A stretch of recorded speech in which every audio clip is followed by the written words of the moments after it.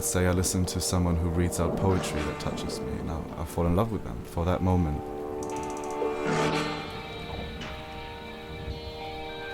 The everlasting seal of time, a chime I'm trying to see whether love is a higher cognitive emotion or learnable effect.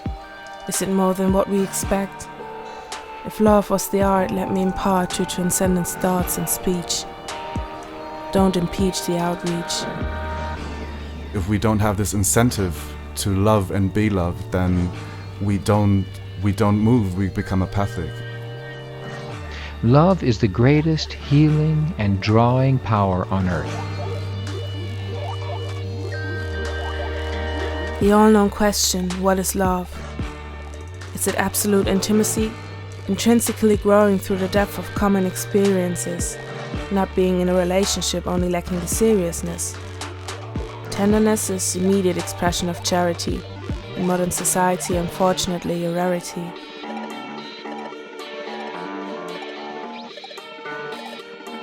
We haven't become numb to love, we're just overwhelmed by who and what we could be loving, that we end up not really loving at all.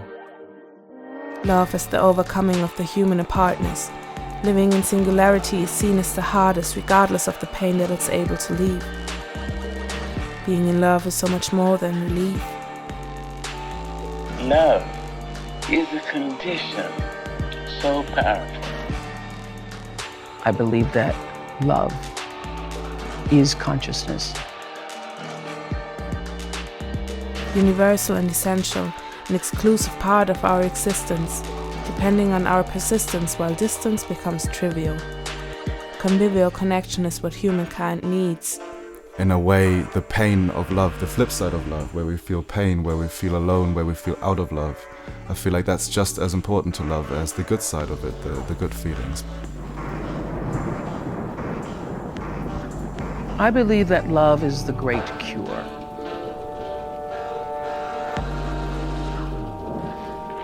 The oceanic feeling, complete oneness, the abundance of expression of ripeness, finding a new dimension of reality, guaranteeing to love someone. It's not just a strong feeling, it's revealing a decision, a judgment, a promise that no one is able to demolish. Love requires humility and concentration, an instinct for oneself laying down the foundation. Have to discern the difference between a narcissistic made image one pictures the person opposite to be, not diminish the true inner human being.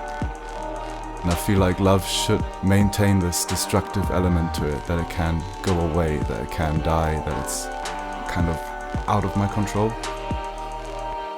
I don't have really any autonomy over who or what I love.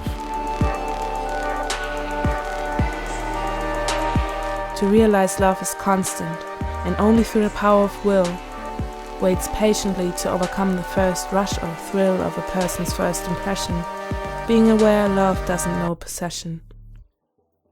So what is hard to do is overcome the part of you that stops you from falling in love.